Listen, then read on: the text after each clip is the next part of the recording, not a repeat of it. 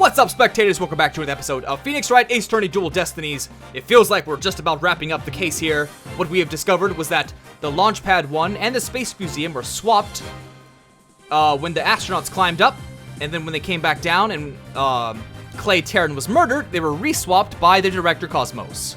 Here we go. Wow.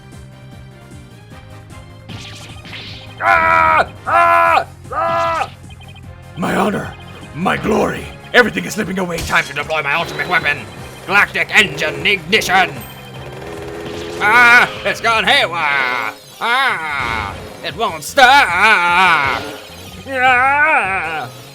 That's really cool. Where are the stars coming from? My glory. That's one awesome segue. He's escaping! Not that way! Oh. He got away? That'd be funny. Bailiff! On your steed and after that witness! We never got to speak with Aura. I thought she would be a witness. I see we managed to retrieve you before you came to any bodily harm. Director Cosmos, do you admit you switched the launch pads? I admit it's true. I switched Launchpad 1 for the Space Museum. Ah, it is good to hear words I can believe for a change. Before you do, Your Honor, two things. First, we don't know if Mr. Terran had prior knowledge of the switch. As for Mr. Starbuck, he was unaware of his surroundings thanks to his medication. Either way, Mr. Terran would have realized the instant he stepped into the Space Museum. That it had been switched with Launchpad 1. So my first question is, if the Space Museum was perfectly fine, why did Mr. Terran feel the need to put on such a dramatic display? As for my second question, I'd like Director Cosmos to tell us why he switched the two launch pads to begin with. Please, I can't. Exercise my right to remain silent. But I will say my hands were tied. I was only doing what I could to keep my men from getting caught in that blast. The director is terrified. He must have one heck of a reason for not wanting to explain why. Probably not a good time to try and pry it out of him. Excuse me, but would you mind if I picked up my stars without my badge of rank? I am nothing. Oh, that's what the stars were. Okay. I don't see why not, Bailiff. Help the director retrieve his stars. Is that important? Is it important? Nope, guess not. Oh, wow, he really does have a lot of stars. How did I never notice? I saw his rank stars, but it appears the possibility of a culprit other than the defendant has presented itself. Mr. Starbuck, is there anything you wish to say? I don't get it. Don't get it? What don't you get?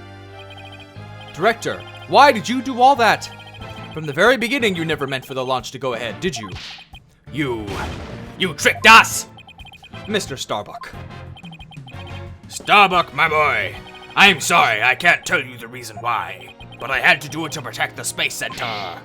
Director, will I ever get the chance to go into space again?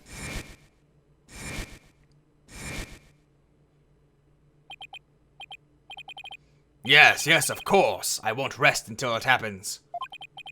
I will get you into space again, my boy. Aura looked so happy back then. Then the dream is still alive. Silence.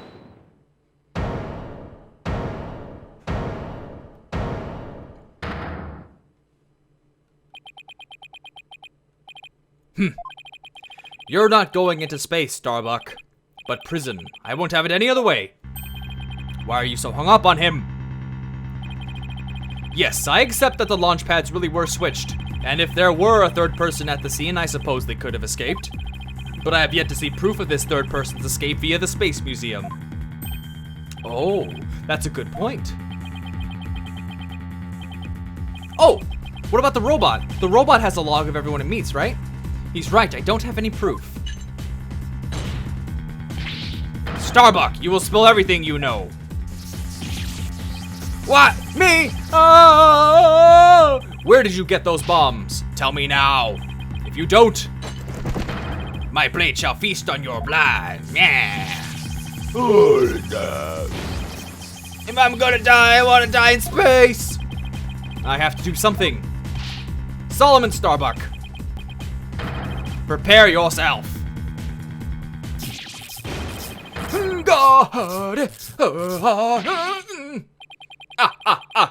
Now you know violence isn't the answer, Prosecutor Blackwell.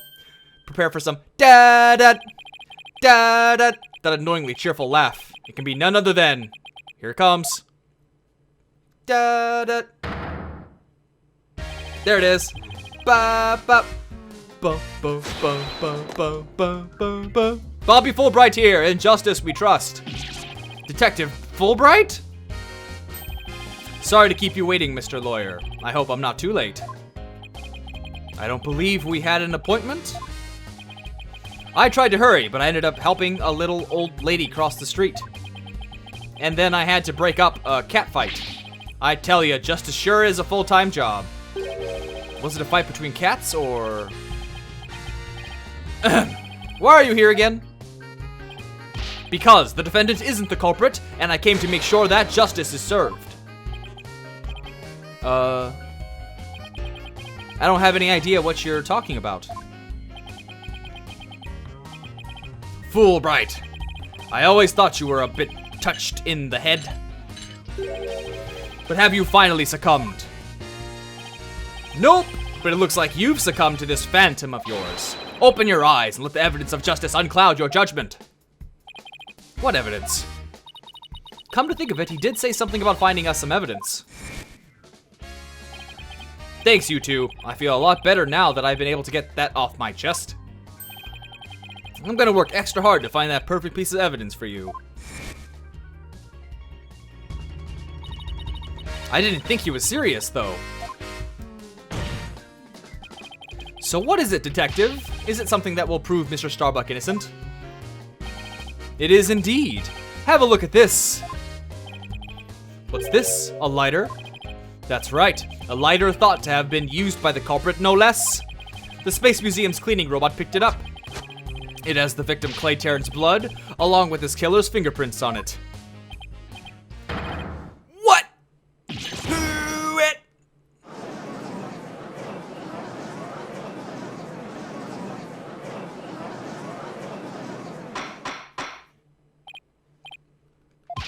Detective Fulbright, can I assume that the fingerprints don't belong to the defendant?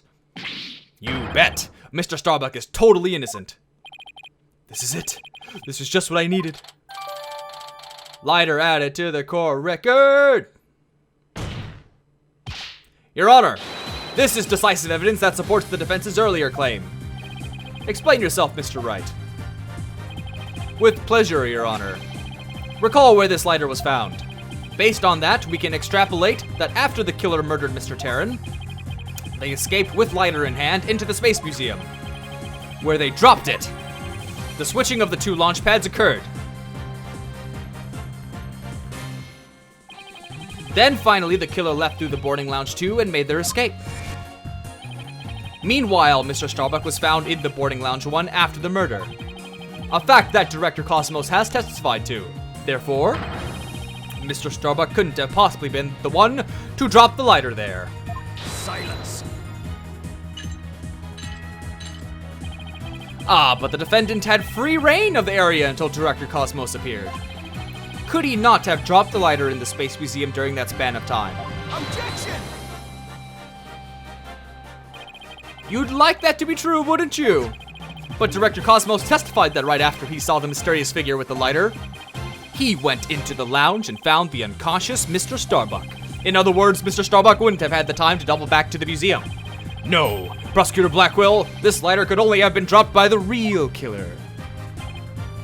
Ungaraha! Most importantly, Mr. Starbuck's fingerprints were nowhere to be found on this lighter. I think you understand what this means, don't you? This piece of evidence unequivocally proves that Mr. Starbuck wasn't the culprit. Gog. This does indeed appear to be decisive evidence that proves the defense's claims. As for the remote switch that was found in Mr. Starbuck's pocket, we can assume it was planted by the killer on the unconscious Mr. Starbuck. No, there must be some mistake. Frankly, Prosecutor Blackwell, I've been worried about you. You've been chasing this phantom for 7 whole years. I understand your urgency because tomorrow... Silence.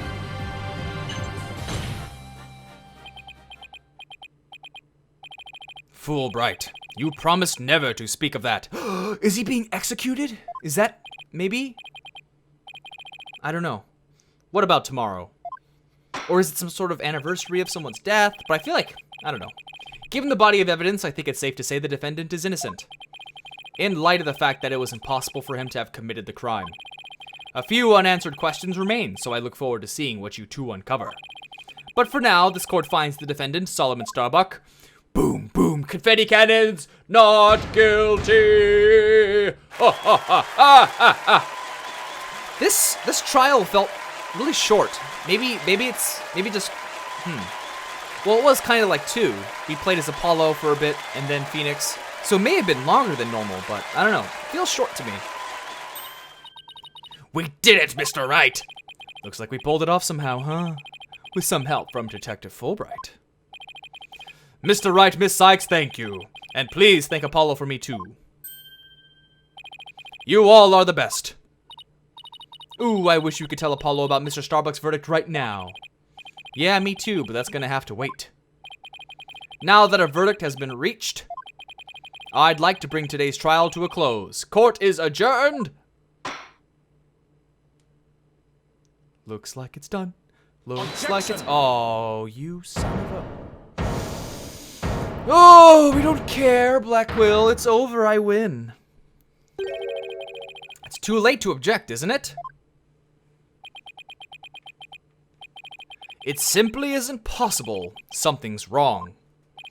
Prosecutor Blackwell, are you dissatisfied with the verdict? Electrocute him. Get him again. Fulbright, what were the results of the fingerprint analysis for the lighter? Don't tell me it's Aura. Don't you tell me it's Aura. Oh, well, I was in a hurry, you see, and then there was that cat fight, and, well... I kinda got carried away when I heard the prints weren't Mr. Starbuck, so... You have yet to read it? Prosecutor Blackwell, can you read out who the prints belong to? Oh man, it's gotta be Aura. If he cares so much, it has to be Aura, even though... Yeah, it has to be. Upon thorough analysis, the fingerprints... Wait, but then why would she be a witness of the lighter and all that? Athena Cykes! Oh, so says the report. What? What? Me? It's okay. It simply means she held the lighter before, back when she used to, I don't know, hang out with those people. Of course, no one's talking about it because she won't tell me even though I'm her boss. I thought we were friends. Miss Sykes, tell me you have an explanation for this. We just finished proving that this lighter could only belong to the killer. So finding your prints on it can only lead us to one grave conclusion. I don't know how they got on there, but I know I'm not the culprit. What have you done, Fulbright? What have you done, Fulbright? This can't be happening. We built up our argument piece by piece, and I don't think any of our reasoning was faulty. So how could it have led to this lighter updated in-court record? Ah, what have I done? Please forgive me. Oh, Fulbright, I'm gonna whoop your butt. Detective Fulbright, stop your crying. What in the world is happening here? It's like the world's gone mad. Order! I will have order!